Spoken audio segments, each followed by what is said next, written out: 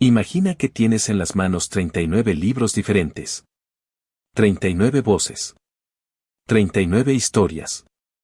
Escritores que nunca se conocieron. Siglos de distancia entre ellos. Y sin embargo, y esto es lo que te va a cambiar la forma de leer la Biblia, todos están contando la misma historia. Una sola narrativa que comienza en el silencio antes de la creación y termina con un profeta en el exilio esperando que alguien, venga a arreglarlo todo. Eso es lo que vamos a descubrir hoy. No vamos a saltar de un lado a otro. Vamos a recorrer cada libro en orden, exactamente como aparecen en tu Biblia. Vamos a descubrir quién lo escribió, cuándo, qué contiene, y lo más importante, cómo encaja en el plan de Dios que atraviesa toda la Escritura. Pero antes de continuar, cuéntame en los comentarios desde qué ciudad me estás viendo. Me encanta saber de dónde viene cada persona que llega aquí. Génesis, el comienzo de todo. Comenzamos donde todo comienza, Génesis. El nombre viene del griego Génesis, que significa literalmente origen o nacimiento. Pero en hebreo, el libro se llama Bereshit, en el principio. Y eso es exactamente donde comienza. En el principio creó Dios los cielos y la tierra. Génesis 1:1. Moisés escribió Génesis. Sí, Moisés. El mismo hombre que sacó a Israel de Egipto. Escribió este libro alrededor del año 1440 a.C., durante los 40 años que Israel caminó en el desierto. ¿Cómo lo sabemos? Porque el libro termina con Moisés vivo, pero no entra a la tierra prometida. Eso sucede después. Génesis contiene 4 narrativas principales. Primero, la creación. Dios crea el universo en 6 días. Descansa en el séptimo. Crea a Adán y Eva. Los coloca en un jardín perfecto. Y luego, el primer giro de toda la historia, ellos desobedecen. La palabra hebrea para desobedecerán es abon. No es simplemente hacer algo malo. Abon significa distorsionar, torcer, pervertir lo recto. Cuando Adán y Eva comen del árbol prohibido, no solamente cometen un acto. Tuercen la relación que tenían con Dios. Eso es abon. Y aquí viene lo crucial, en ese momento, en Génesis 3:15, Dios hace una promesa. Dice que alguien vendrá, la simiente de la mujer, que aplastará la cabeza de la serpiente. Eso es una promesa de rescate. De redención. De alguien que vendrá a arreglarlo. Toda la Biblia que sigue es la historia de cómo Dios mantiene esa promesa. La segunda narrativa es la de Noé. Génesis 6-9. La tierra se ha llenado de maldad. Dios decide limpiarla con un diluvio. Pero Noé es justo. Dios lo salva a él, a su familia, y a 2 de cada animal. Después del diluvio, Dios hace un pacto con Noé. Nunca más destruirá la tierra de esa manera. Coloca un arco iris como señal. ¿Por qué es importante esto? Porque Dios está estableciendo un patrón, el juicio viene, pero hay siempre un remanente, un grupo pequeño, que es salvado. Eso va a ser importante después.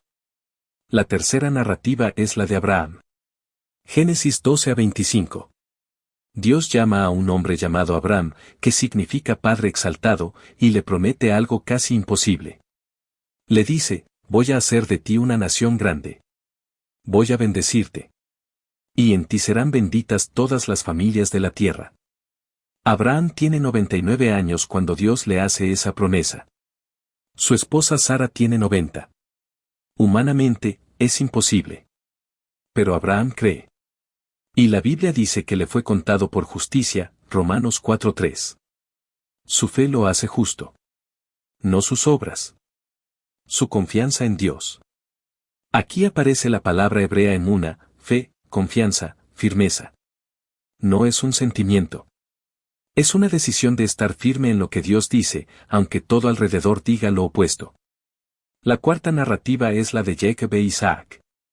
Isaac nace cuando Abraham tiene 100 años. Es el hijo de la promesa. Pero la historia se complica. Jacob engaña a su hermano Esaú. Huye. En el camino, lucha toda la noche con un ángel, o quizá con Dios mismo. No sabemos. La Biblia no lo especifica. Pero después de esa lucha, Jacob es renombrado Israel, que significa el que lucha con Dios. Y de Jacob nacen 12 hijos. Esos 12 hijos van a ser las 12 tribus de Israel. Génesis termina con Jacob y toda su familia viviendo en Egipto, bajo la protección de su hijo José, quien se ha convertido en el segundo en poder en la nación. Pero la promesa de la tierra de Canaán, aún no se ha cumplido. ¿Qué reveló Génesis? Que Dios tiene un plan. Que ese plan incluye a un pueblo específico, los descendientes de Abraham. Y que ese pueblo es el instrumento a través del cual Dios va a bendecir a todas las naciones. Éxodo, la liberación y la ley. Pasamos a Éxodo. El nombre significa salida o partida. Y eso es exactamente lo que es, la historia de cómo Israel sale de Egipto. Moisés escribió Éxodo también, alrededor del mismo tiempo que Génesis. El libro comienza 400 años después de que Jacob entró a Egipto. Israel ha crecido. Ahora hay millones. Pero Egipto los ha esclavizado. Un nuevo faraón, que no conoce a José, los ve como una amenaza. Los pone a trabajar en construcciones. Los oprime. Y aquí aparece Moisés. Un hebreo criado como príncipe en la corte del faraón. Mata a un egipcio que estaba golpeando a un hebreo. Huye al desierto. Vive 40 años como pastor. Y entonces, en Éxodo 3, Dios le habla desde una zarza que arde pero no se consume. La zarza ardiente es un símbolo profundo. En hebreo, sene es la palabra para zarza. Pero la zarza que arde sin consumirse representa a Israel mismo. Oprimido, ardiendo bajo la presión, pero no destruido. Dios está en la zarza. Dios está en el sufrimiento de su pueblo. Dios le dice a Moisés, yo he visto la aflicción de mi pueblo en Egipto, y he oído su clamor a causa de sus exactores, pues conozco sus angustias. He descendido para librarlos de mano de los egipcios. Éxodo 3, 7-8. Moisés regresa a Egipto. Confronta al faraón. El faraón se niega. Entonces vienen las 10 plagas. Agua convertida en sangre. Ranas. Piojos. Moscas. Muerte del ganado. Úlceras. Granizo. Langostas. Oscuridad. Y finalmente, la muerte de los primogénitos. Pero antes de la 10ª plaga, Dios instruye a Israel a preparar un cordero sin defecto. Matarlo. Poner su sangre en los postes de las puertas. Comer su carne. Y cuando el ángel de la muerte pase, verá la sangre y pasará de largo, no entrará en esa casa.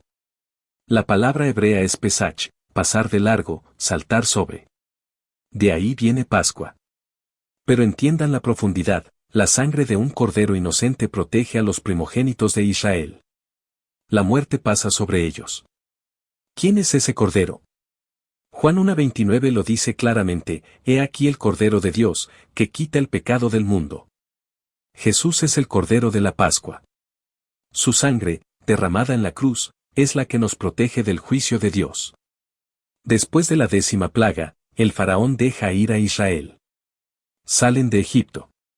Pero el faraón cambia de opinión y los persigue. Israel llega al Mar Rojo. Parece que todo está perdido.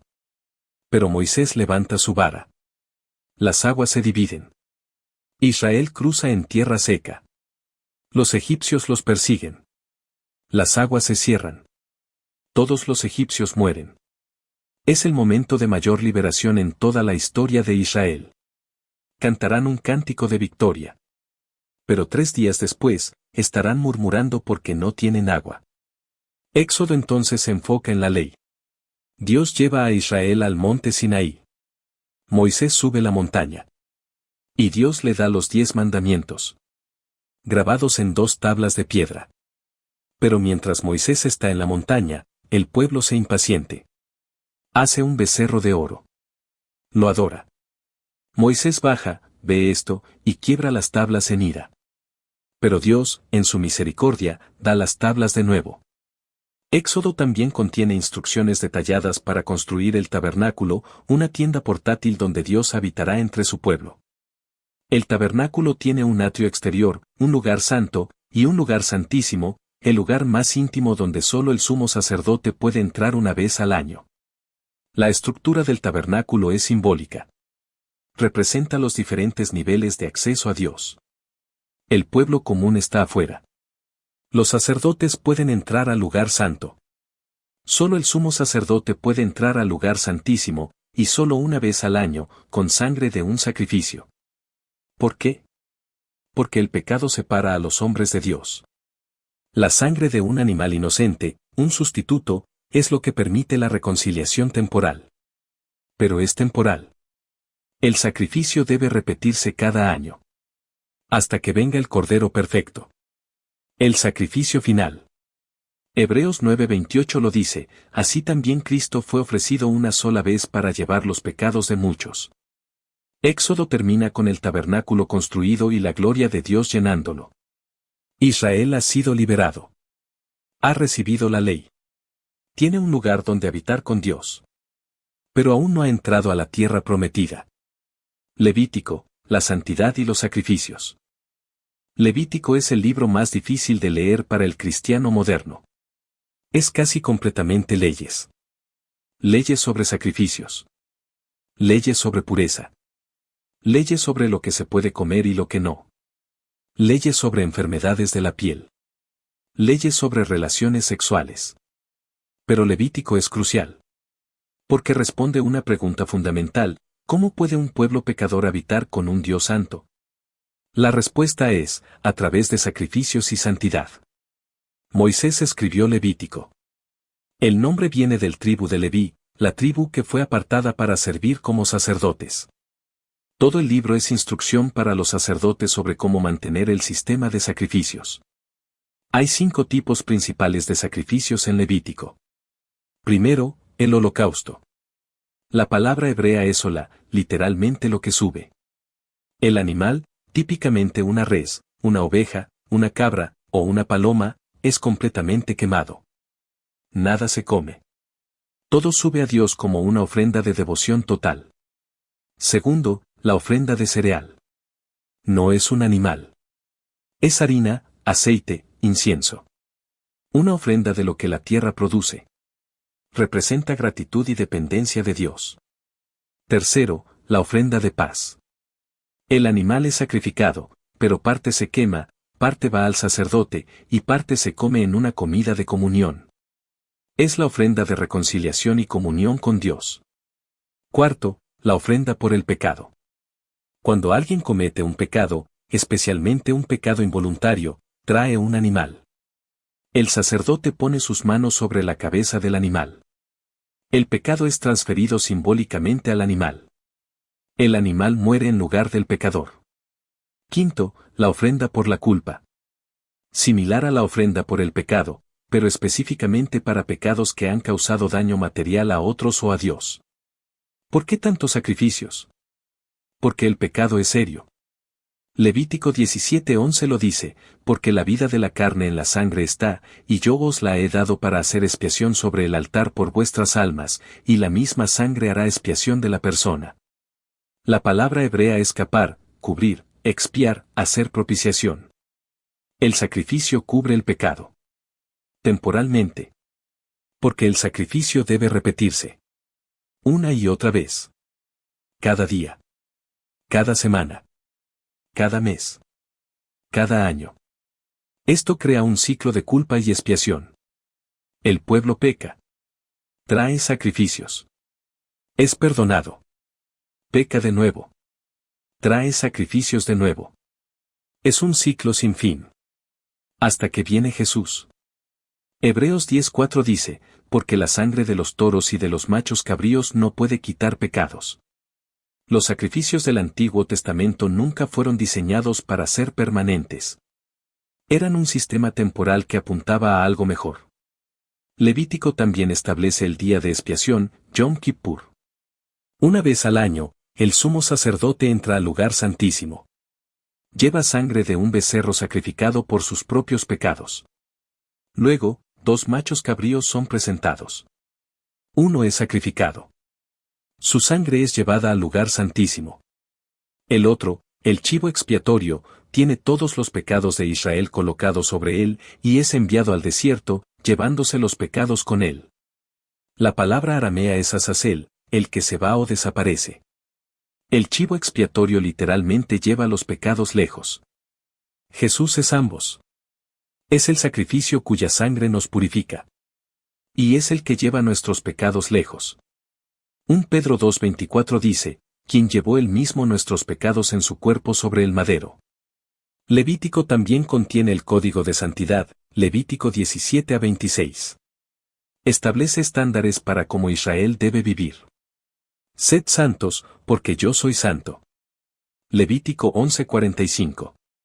La palabra hebrea es kados, apartado, separado, dedicado exclusivamente a Dios. La santidad no es principalmente una cuestión moral, aunque incluye eso. Es una cuestión de separación. De ser diferente. De ser dedicado a Dios de una manera que el mundo no es. Levítico termina con bendiciones si Israel obedece, y maldiciones si desobedece. Es la estructura que veremos repetida a lo largo del Antiguo Testamento: obediencia trae bendición, desobediencia trae maldición. Números, el viaje en el desierto. Números es la historia de los 40 años que Israel pasó en el desierto después de salir de Egipto. El nombre viene del hecho de que el libro comienza con un censo, un conteo de todos los hombres de guerra en Israel. Moisés escribió Números. El libro cubre los eventos desde el segundo año después de la salida de Egipto hasta el final de los 40 años, justo antes de entrar a la tierra prometida. ¿Por qué 40 años? Porque Israel se rebeló. En Números 13, Moisés envía 12 espías a explorar la tierra de Canaán. Vuelven con un informe. La tierra es buena. Muy buena. Pero hay gigantes. Ciudades amuralladas. Es imposible conquistarla. 10 de los 12 espías dicen, no podemos. 2 espías, Caleb y Josué, dicen, podemos. Dios está con nosotros. Pero el pueblo cree a los 10. Se rebelan. Quieren volver a Egipto. Dicen que preferirían ser esclavos que morir en el desierto. Y aquí viene el juicio. Dios dice, ustedes no creyeron. Ustedes no confiaron en mí. Por eso, van a vagar en este desierto 40 años. 1 año por cada día que los espías estuvieron en la tierra. Y todos ustedes, todos los que desconfiaron, van a morir aquí. Solo sus hijos entrarán a la tierra prometida. Es un castigo severo. Pero es también misericordioso. Porque Dios podría haberlos destruido completamente. En cambio, les da 40 años para aprender a confiar. Durante esos 40 años, pasan cosas. Moisés golpea una roca y sale agua, no una vez, sino 2. La primera vez, en Éxodo 17, Dios le dice que golpee la roca. La segunda vez, en Números 20, Dios le dice que hable a la roca. Pero Moisés la golpea de nuevo. Y por eso, Dios le dice que no entrará a la tierra prometida. ¿Por qué? Porque Moisés no confió en la palabra de Dios. Golpeó cuando debería haber hablado. Fue un acto de desobediencia. Y la desobediencia tiene consecuencias. Hay un incidente donde la gente se queja del maná, el alimento que Dios proporciona cada día. Dicen que están cansados de comer lo mismo. Quieren carne. Dios se enoja. Envía codornices. Tanta carne que sale por sus narices. Pero mientras comen, Dios envía una plaga. Muchos mueren. Hay un incidente de rebelión contra Moisés y Aarón. Un hombre llamado Coré, junto con otros, dice que Moisés y Aarón se están exaltando a sí mismos. Que todos en Israel son santos. ¿Por qué Moisés y Aarón son especiales? Moisés dice, mañana, Dios mostrará quién es suyo. Al día siguiente, la tierra se abre. Coré y todos los que lo apoyan caen vivos al abismo. La tierra se cierra sobre ellos. Es uno de los juicios más terribles en toda la Biblia. ¿Por qué tan severo? Porque la rebelión contra la autoridad de Dios, representada por Moisés, es rebelión contra Dios mismo. No es simplemente un desacuerdo político.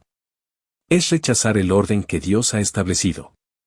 Números también contiene las leyes de los nazareos, hombres y mujeres que se dedican a sí mismos a Dios con votos especiales. No cortan su cabello. No beben vino. No tocan cadáveres. Es un nivel de consagración más profundo que el resto de Israel. Y Números contiene la bendición de Aarón, quizá la bendición más hermosa de toda la Biblia. Jehová te bendiga, y te guarde. Haga resplandecer Jehová su rostro sobre ti, y tenga de ti misericordia. Alce Jehová su rostro sobre ti, y ponga en ti paz. Número 6, 24-26.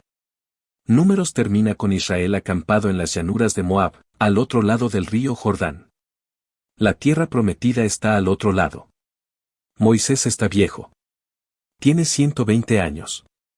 Sabe que va a morir sin entrar a la tierra. Pero la próxima generación, la que creció en el desierto, entrará. Deuteronomio, la renovación del pacto.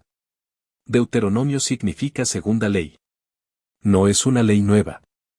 Es una renovación de la ley que fue dada en el Sinaí. Moisés repite la ley. La explica. La aplica a la nueva generación que está a punto de entrar a la tierra. Moisés escribió Deuteronomio. Es el último libro que escribió. Lo escribió justo antes de su muerte. Deuteronomio tiene una estructura única.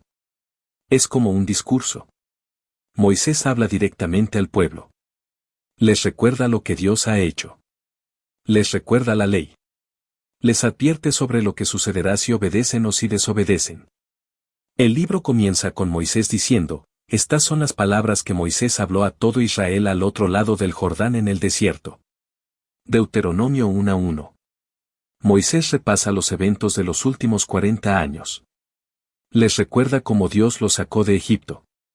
Cómo los alimentó en el desierto. Cómo los protegió. Y cómo, a pesar de todo, se rebelaron. Luego, Moisés repite los 10 mandamientos. Pero los explica con más detalle que en Éxodo. Explica no solo lo que no deben hacer, sino por qué no deben hacerlo. Y luego viene lo más importante de Deuteronomio. El Shema. Deuteronomio 6, 4-5. Oye, Israel, Jehová nuestro Dios, Jehová uno es. Y amarás a Jehová tu Dios de todo tu corazón, y de toda tu alma, y con todas tus fuerzas. Esta es la oración más importante del judaísmo. Los judíos la recitan cada día. Es la declaración de la unicidad de Dios y el mandamiento de amarlo completamente. La palabra hebrea para amor aquí es aev. No es un sentimiento romántico. Es una decisión de dedicación total. De lealtad absoluta. De poner a Dios primero en todo. Jesús citó esto. En Marcos 12, 29-30, cuando le preguntaron cuál era el mandamiento más importante, Jesús respondió con el Shema. Luego añadió, y el segundo es semejante, amarás a tu prójimo como a ti mismo. Deuteronomio también contiene bendiciones y maldiciones. Si Israel obedece la ley, serán bendecidos. Sus enemigos serán derrotados. Sus cosechas serán abundantes. Sus hijos serán numerosos. Pero si desobedecen, las maldiciones serán terribles. Serán derrotados. El hambre vendrá. La enfermedad vendrá. Serán esparcidos entre las naciones. Serán esclavizados de nuevo. Deuteronomio 28, 64-65 lo describe. Y Jehová te esparcirá por todos los pueblos, desde un extremo de la tierra hasta el otro extremo, y allá servirás a dioses ajenos, que no conociste tú ni tus padres, al palo y a la piedra. Y ni aun entre estas naciones descansarás, ni la planta de tu pie tendrá reposo. ¿Por qué Moisés enfatiza tanto esto? Porque sabe que Israel va a desobedecer. Sabe que van a ser exiliados. Sabe que van a ser esparcidos. Pero también sabe que Dios nunca los abandonará completamente. Deuteronomio 30, 1-3. Y acontecerá que cuando hubieren venido sobre ti todas estas cosas, la bendición y la maldición que he puesto delante de ti, y te arrepintieres en medio de todas las naciones a donde te hubiere esparcido Jehová tu Dios, y te convirtieres a Jehová tu Dios, y obedecieres su voz conforme a todo lo que yo te mando hoy, tú y tus hijos, con todo tu corazón y con toda tu alma, entonces Jehová tu Dios te hará volver de tu cautividad, y tendrá misericordia de ti, y te volverá a juntar de entre todos los pueblos a donde te hubiere esparcido Jehová tu Dios. Incluso en el exilio, si se arrepienten, Dios los traerá de vuelta.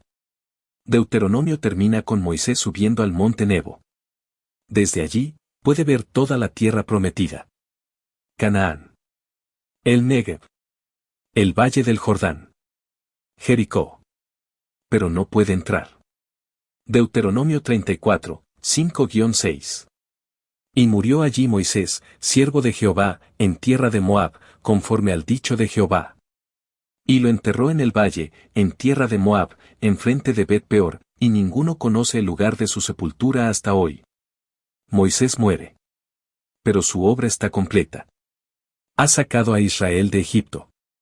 Les ha dado la ley. Los ha guiado 40 años. Y ahora, la próxima generación está lista para entrar a la tierra.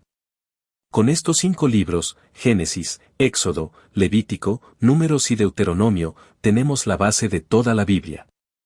La promesa a Abraham. La liberación de Egipto. La ley. El sistema de sacrificios. El pacto renovado. Todo apunta a Jesús. Jesús es la simiente de Abraham que bendecirá a todas las naciones. Jesús es el Cordero de Dios que fue sacrificado. Jesús es la ley encarnada. Jesús es el nuevo pacto. Josué, la conquista de la tierra prometida. Después de la muerte de Moisés, viene Josué. Josué fue uno de los 2 espías que creyó que Israel podía conquistar la tierra. Fue el asistente de Moisés. Y ahora, es el líder de Israel. Josué escribió el libro de Josué. Lo escribió después de conquistar la tierra, probablemente alrededor del año 1400 a.C. El libro comienza con Dios hablando a Josué. Le dice, mi siervo Moisés ha muerto, ahora, pues, levántate y pasa este Jordán, tú y todo este pueblo, a la tierra que yo les doy a los hijos de Israel. Josué 1:2. Pero luego Dios añade algo importante, solamente esfuérzate y sé muy valiente, para cuidar de hacer conforme a toda la ley que mi siervo Moisés te mandó, no te apartes de ella ni a diestra ni a siniestra, para que prosperes en todas las cosas que hicieres. Josué 1:7. La conquista de la tierra no es solo un evento militar. Es una cuestión de obediencia a la ley. Si Israel obedece, prosperará. Si desobedece, fracasará. Josué envía 2 espías a Jericó. Ellos entran en la ciudad. Se encuentran con una mujer llamada Rahab, que es una prostituta. Ella los esconde. Cuando los soldados del rey vienen buscándolos, ella los ayuda a escapar. A cambio, pide que cuando Israel conquiste la ciudad, ella y su familia sean salvadas. ¿Por qué es importante Rahab? Porque es una pagana. Una extranjera. Una prostituta. Y sin embargo, ella cree en el Dios de Israel. Ella dice, porque Jehová vuestro Dios es Dios arriba en los cielos y abajo en la tierra. Josué 2:11. Su fe la salva. Cuando Jericó cae, Rahab y su familia son salvadas. Y Rahab entra en la genealogía de Jesús. Mateo 1:5 la menciona como la madre de Booz, el abuelo de David, el antepasado de Jesús. La palabra griega para fe en el Nuevo Testamento es pistis. Pero en la historia de Rahab, vemos algo más profundo que una creencia intelectual. Vemos una acción basada en confianza. Rahab actúa como si creyera. Esconde a los espías. Ayuda a Israel.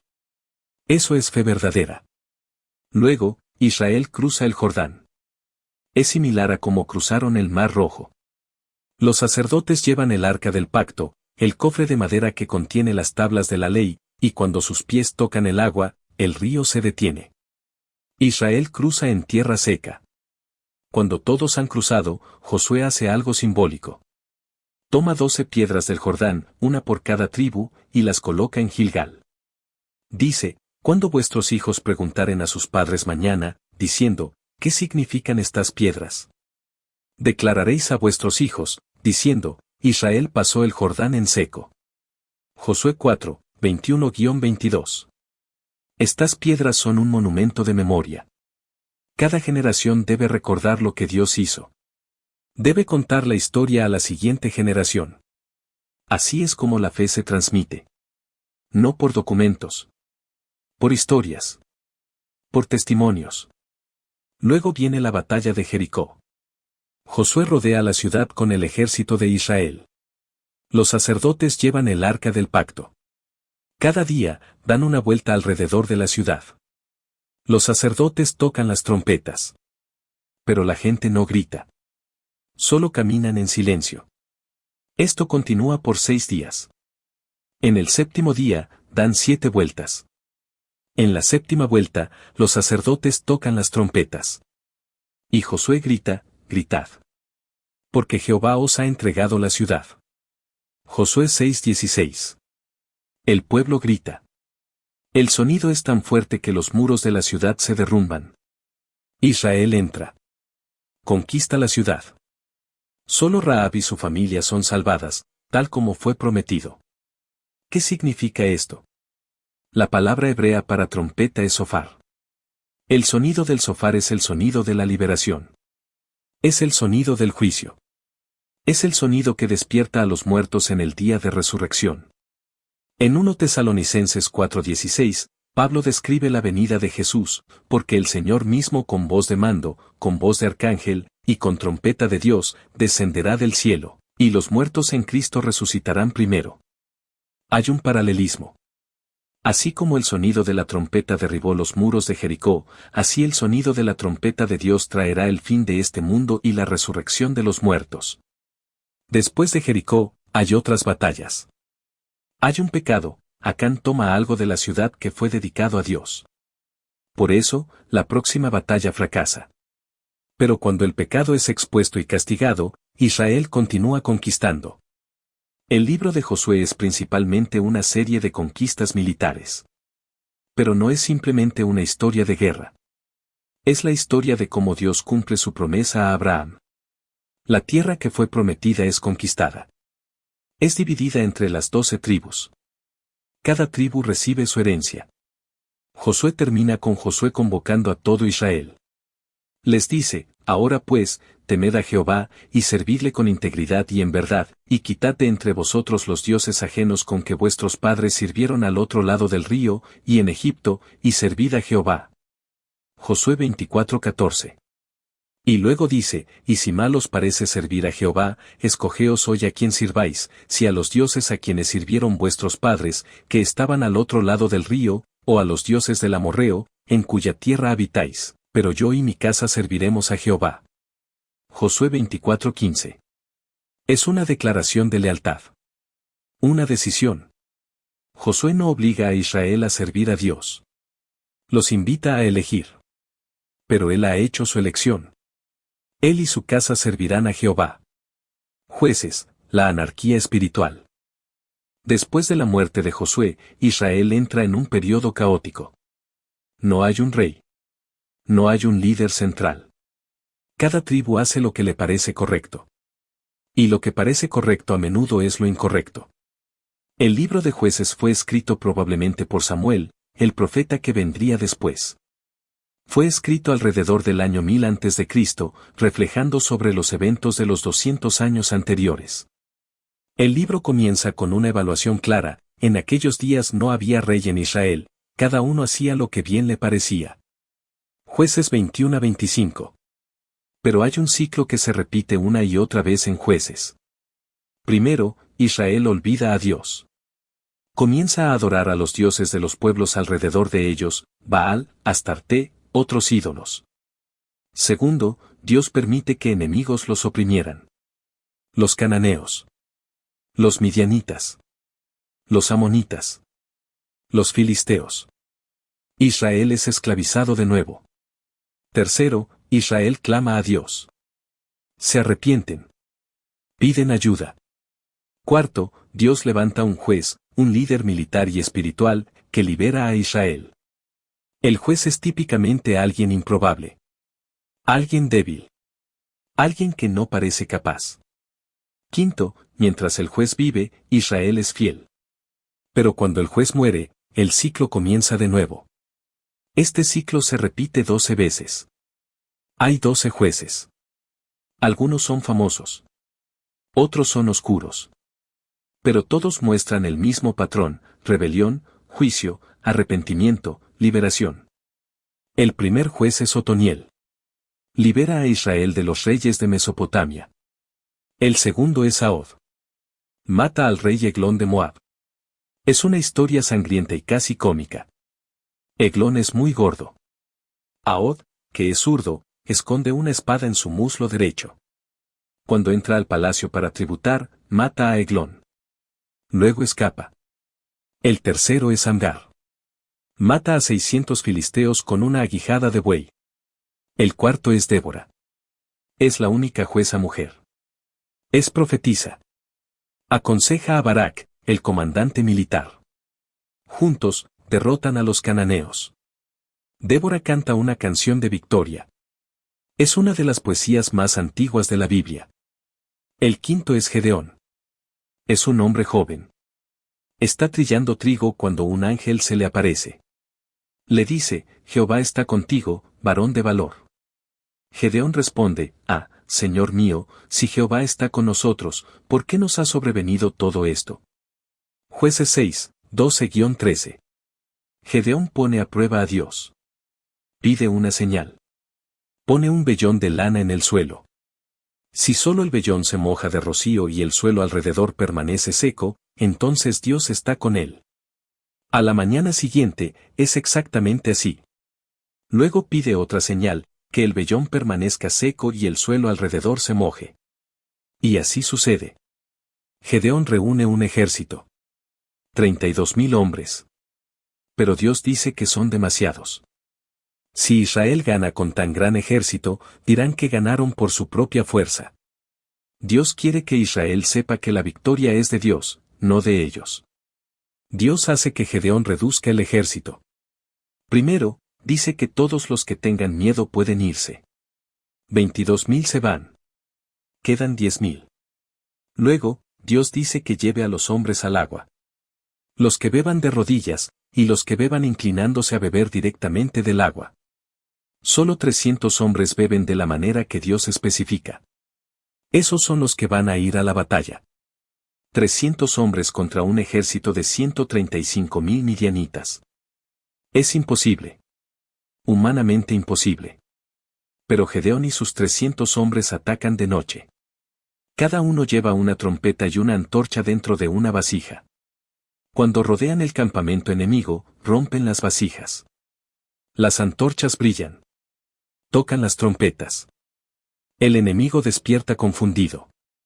Piensa que está siendo atacado por un ejército enorme. Huyen. Se matan entre ellos en la confusión. ¿Qué significa esto? Que Dios no necesita números. No necesita fuerza. Necesita obediencia. Necesita fe.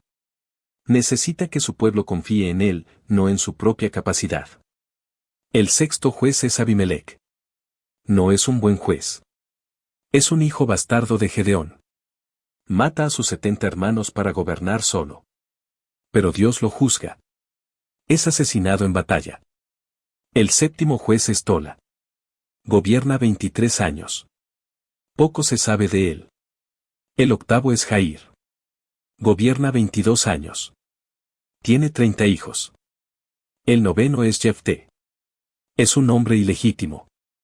Sus hermanos lo expulsan de la casa. Se convierte en un guerrero mercenario. Pero cuando los amonitas atacan a Israel, los ancianos de Galaad lo buscan. Le piden que sea su comandante. Jefté hace un voto a Dios. Dice: si entregas a los amonitas en mi mano, entonces el que saliere de las puertas de mi casa a recibirme cuando regrese victorioso de los amonitas, será de Jehová, y lo ofreceré en holocausto. Jueces 11, 30-31. Jefté gana la batalla. Pero cuando regresa a su casa, la primera persona que sale a recibirlo es su hija única. Ella sale danzando con panderos, celebrando la victoria. Jefté se rasga sus vestidos. Dice: ay, hija mía, me has abatido, y tú misma eres de los que me afligen, porque he abierto mi boca a Jehová, y no podré retractarme. Jueces 11:35. Hay debate sobre lo que sucede después. Algunos estudiosos creen que Jefté sacrifica a su hija. Otros creen que la dedica a servir a Dios como virgen, sin casarse nunca. Pero el texto es claro, la promesa es cumplida. Lo que salió de la puerta de la casa de Jefté fue dedicado a Jehová. Es una historia terrible. Pero ilustra la seriedad de los votos ante Dios. No son palabras vacías. Son compromisos que tienen consecuencias. El 10º juez es Isán. Gobierna 7 años. Tiene 30 hijos y 30 hijas. El 11º es Elón. Gobierna 10 años. Poco se sabe de él. El 12º es Abdón. Gobierna 8 años. Tiene 40 hijos y 30 nietos. Y luego viene el juez más famoso, Sansón. Sansón es un nazareo desde el nacimiento. Sus padres le dedican a Dios antes de que nazca. Tiene una fuerza sobrenatural. Mata a 1000 filisteos con la quijada de un asno. Derriba las puertas de Gaza. Desafía a los filisteos una y otra vez. Pero Sansón tiene una debilidad, las mujeres. Se enamora de una mujer filistea llamada Dalila. Los filisteos la sobornan. Le piden que descubra el secreto de su fuerza. Dalila presiona a Sansón. 3 veces, él le miente. Pero la 4ª vez, le dice la verdad, su fuerza viene de su cabello. Nunca ha sido cortado. Si lo cortan, su fuerza se irá. Mientras Sansón duerme, Dalila corta su cabello. Los filisteos lo capturan. Le sacan los ojos. Lo encarcelan. Lo ponen a trabajar moliendo grano. Pero su cabello comienza a crecer. Un día, durante una fiesta, los filisteos lo sacan del calabozo.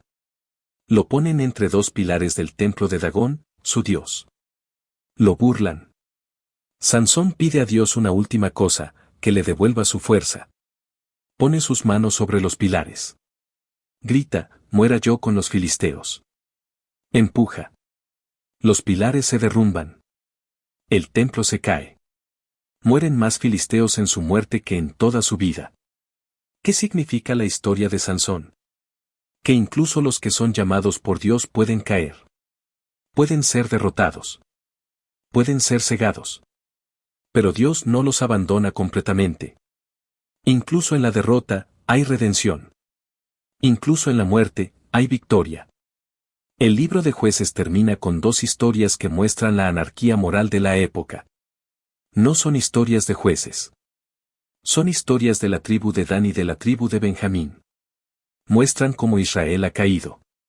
Cómo han abandonado la ley de Dios. Cómo cada uno hace lo que le parece correcto. Y el libro termina con esa frase, en aquellos días no había rey en Israel, cada uno hacía lo que bien le parecía. Ruth, la redención en tiempos oscuros. Después de la anarquía de jueces, viene el libro de Ruth. Es un libro pequeño. Solo 4 capítulos. Pero es hermoso. Y es importante. Ruth fue escrito probablemente por Samuel, el profeta que vendría después. Fue escrito alrededor del año 1000 a.C., pero cuenta una historia que sucedió durante el tiempo de los jueces. El libro comienza, aconteció en los días que gobernaban los jueces, que hubo hambre en la tierra. Y un varón de Belén de Judá fue a morar en los campos de Moab, él y su mujer, y 2 hijos suyos. Ruth 1:1. Un hombre llamado Elimelec, de Belén, se va a Moab por causa del hambre. Lleva a su esposa Noemí y a sus 2 hijos. Elimelec muere.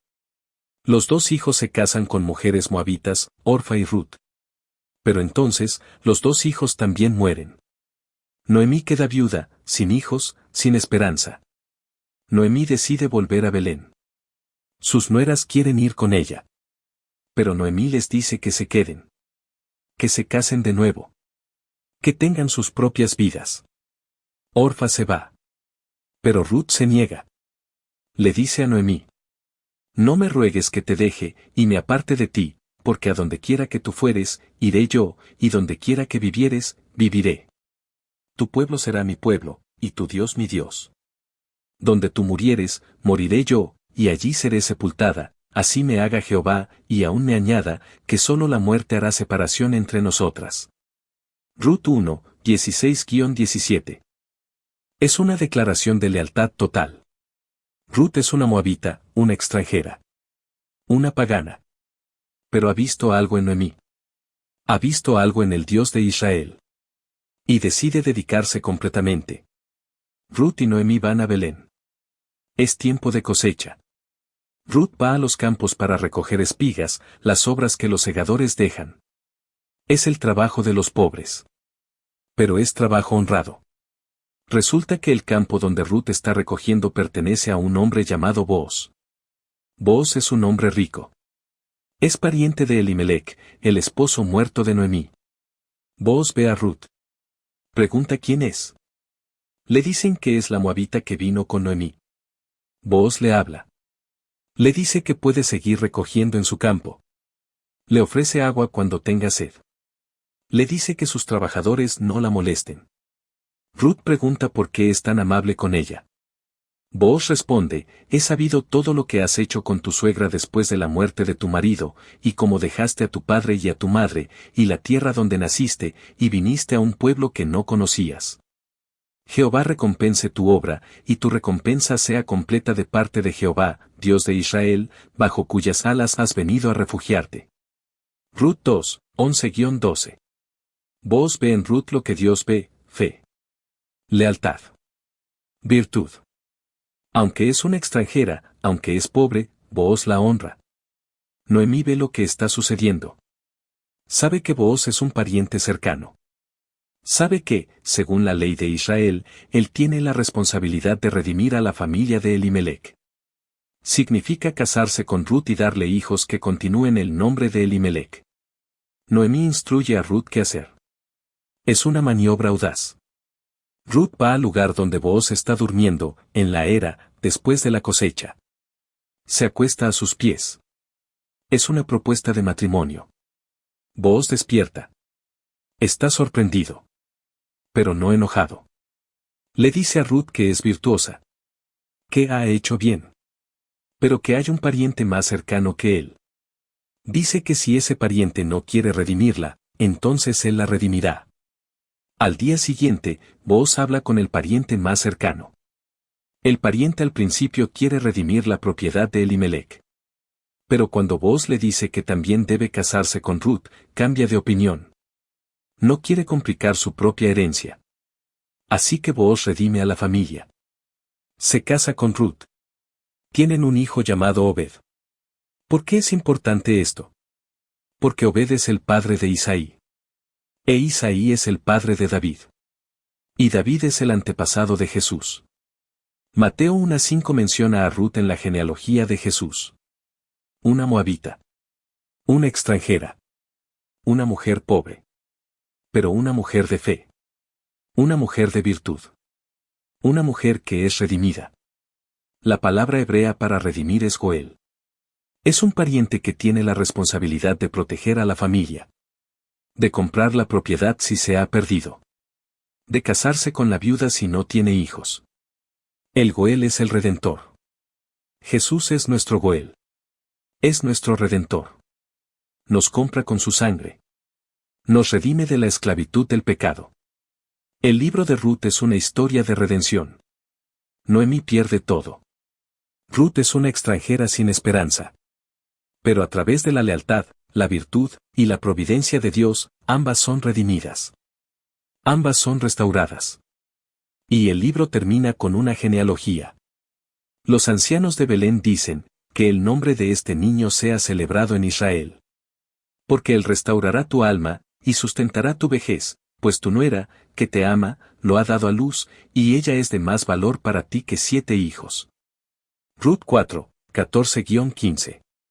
Ruth, que era una extranjera, ahora es más valiosa que 7 hijos. Ha sido completamente aceptada. Completamente redimida. Un Samuel, el profeta y el primer rey.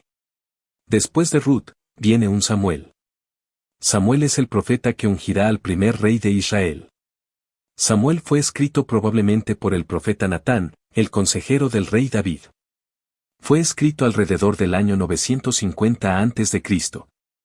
El libro comienza con la historia de Ana. Ana es una mujer estéril. Su esposo Elcana tiene otra esposa que sí tiene hijos. Ana sufre. Cada año, van al templo de Silo.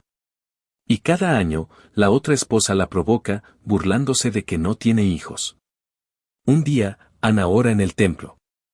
Ora tan intensamente que el sacerdote Elí piensa que está borracha. Pero Ana le explica que está orando con angustia. Le hace una promesa a Dios, Jehová de los ejércitos: si te dignas mirar la aflicción de tu sierva, y te acordares de mí, y no te olvidares de tu sierva, sino que dieres a tu sierva un hijo varón, yo lo dedicaré a Jehová todos los días de su vida. 1 Samuel 1:11. Dios escucha. Ana queda embarazada. Tiene un hijo. Lo llama Samuel, que significa Dios ha escuchado. Cuando Samuel es pequeño, Ana lo lleva al templo. Lo deja con Elí, el sacerdote. Samuel crece sirviendo a Dios en el templo. Una noche, Samuel oye una voz que lo llama. Piensa que es Elí. Corre a él. Pero Elí no lo llamó. Sucede 3 veces. La cuarta vez, Elí entiende. Es Dios quien está llamando a Samuel. Elí le dice a Samuel: ve y acuéstate, y si te llamare, dirás: habla, Jehová, que tu siervo oye. 1 Samuel 3:9. Samuel obedece. Dios le habla.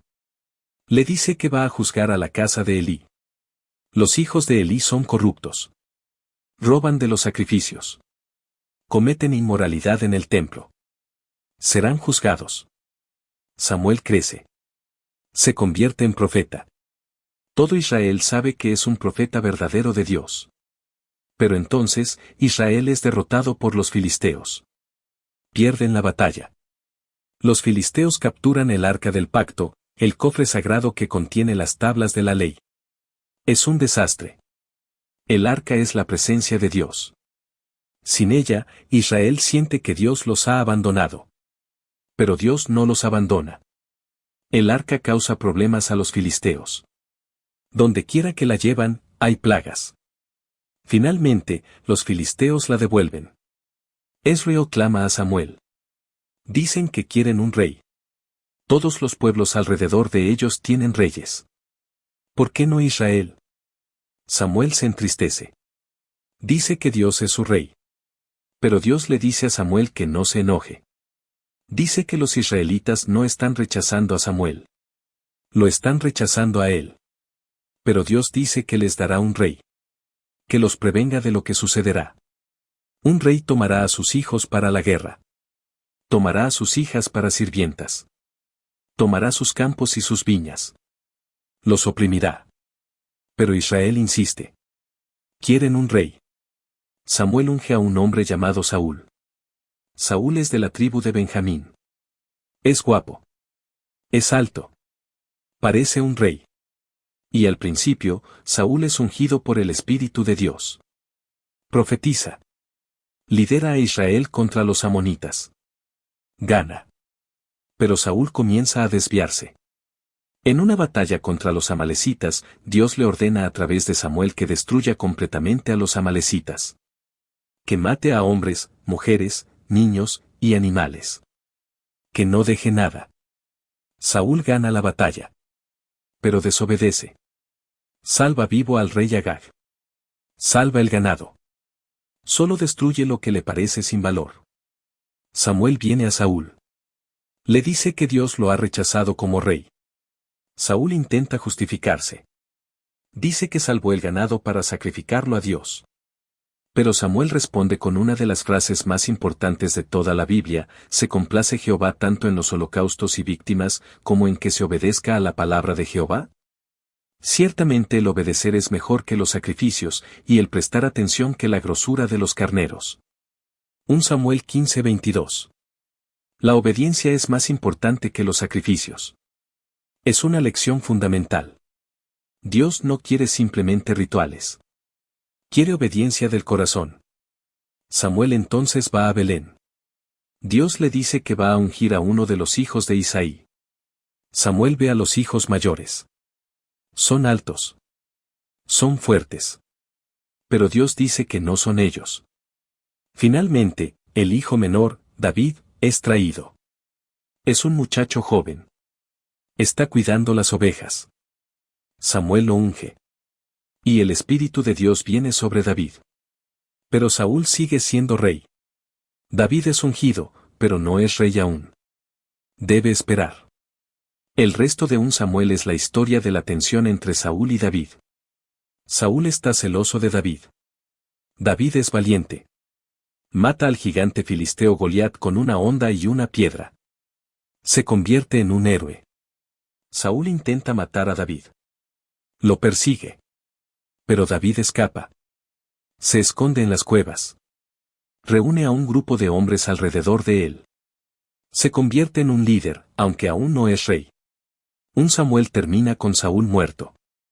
Se suicida después de ser derrotado en batalla.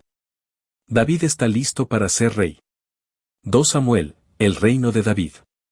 Después de la muerte de Saúl, David es ungido rey. Primero, solo de Judá. Pero después de 7 años, es ungido rey de todo Israel. David conquista a Jerusalén, que era una ciudad cananea, y la convierte en su capital. Trae el arca del pacto a Jerusalén. Jerusalén se convierte en el centro religioso y político de Israel. David es un guerrero. Expande el reino de Israel. Derrota a los filisteos. Derrota a los sirios. Derrota a los moabitas. Derrota a los amonitas. El reino de Israel bajo David es el más grande que jamás ha sido. Pero en 2 Samuel 11, sucede algo que cambia todo. David ve a una mujer bañándose. Se llama Betsabé. Está casada con Urías, uno de los oficiales de David. David la desea. La toma. Comete adulterio con ella. Queda embarazada. David intenta encubrirlo. Trae a Urías del campo de batalla. Espera que Urías vaya a su casa y duerma con su esposa. Así, parecerá que el hijo es de Urías. Pero Urías es un hombre honorable. Se niega a ir a su casa mientras sus compañeros están en la batalla. Duerme en la puerta del palacio. David entonces hace algo peor. Le ordena a su general Joab que ponga a Urías en el frente de la batalla. Que lo deje solo. Que se retiren. Urías muere en batalla. David entonces toma a Betsabé como esposa. El hijo nace. Pero el profeta Natán viene a David. Le cuenta una parábola. Dice que hay 2 hombres. Uno es rico. Tiene muchas ovejas. El otro es pobre. Tiene una sola oveja. Que ama como a una hija. Un viajero viene al hombre rico. En lugar de tomar una de sus muchas ovejas, el hombre rico toma la única oveja del pobre. La mata. La sirve al viajero. David está furioso. Dice que ese hombre merece morir. Merece pagar 4 veces el valor de la oveja. Natán entonces le dice, tú eres ese hombre. 2 Samuel 12:7. David se arrepiente. Dice, pequé contra Jehová. Natán le dice que Dios lo ha perdonado. Pero que hay consecuencias. El hijo morirá. El hijo de David y Betsabé se enferma. David ayuna. Ora. Pero el niño muere. Pero entonces, Betsabé queda embarazada de nuevo. Tiene otro hijo. Lo llama Salomón. Natán le dice que Dios ama a Salomón. Lo llama Jedidías, amado de Jehová. Salomón será el próximo rey. Y Dios promete que su trono será establecido para siempre. ¿Por qué es importante esto? Porque David no es perfecto. Es un asesino. Es un adúltero. Pero se arrepiente. Y Dios lo perdona. Y Dios sigue usando a David. Sigue cumpliendo sus promesas. En 2 Samuel 7, Dios hace un pacto con David. Dice que David tendrá un hijo. Ese hijo construirá una casa, un templo, para Dios. Y el trono de ese hijo será establecido para siempre. Y cuando tus días sean cumplidos, y duermas con tus padres, yo levantaré después de ti a uno de tu linaje, el cual procederá de tus entrañas, y afirmaré su reino. Él edificará casa a mi nombre, y yo afirmaré el trono de su reino eternamente. 2 Samuel 7, 12-13. ¿Quién es ese hijo? Humanamente, es Salomón. Salomón construye el templo. Pero espiritualmente, es Jesús. Jesús es el hijo de David.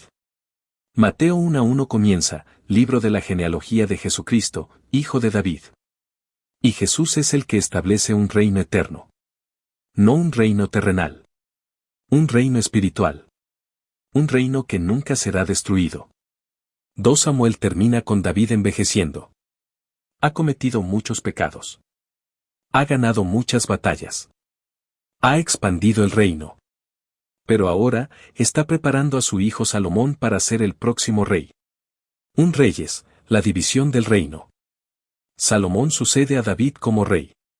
Un Reyes comienza con Salomón consolidando su poder. Elimina a sus enemigos. Establece su reino. Dios aparece a Salomón en un sueño. Le dice, pide lo que quieras que yo te dé. Un Reyes 3:5. Salomón podría pedir riqueza. Podría pedir poder. Podría pedir la muerte de sus enemigos. Perfeito, faltou mesmo fechamento forte, daquele tipo que amarra tudo e prepara o próximo video. Aquí está asterisco exactamente o que você pode colocar no final, no mesmo estilo do seu roteiro. Y aquí es donde todo se conecta. Desde Génesis hasta los reyes, desde la promesa hasta el reino, cada historia, cada caída, cada sacrificio, apunta a lo mismo. A alguien que aún no ha llegado. Porque incluso en el momento de mayor gloria de Israel, con David en el trono y Salomón a punto de gobernar, algo sigue incompleto. El pecado no ha desaparecido. El corazón del hombre no ha cambiado. Y el sistema, no es suficiente. Los sacrificios continúan. La ley sigue revelando la culpa. Y el pueblo, sigue cayendo una y otra vez. Eso significa que la promesa de Génesis 3:15 aún sigue en pie. La simiente, todavía no ha llegado. Pero está cada vez más cerca. Y en los próximos libros, veremos cómo todo comienza a romperse. El reino se divide. Los profetas se levantan.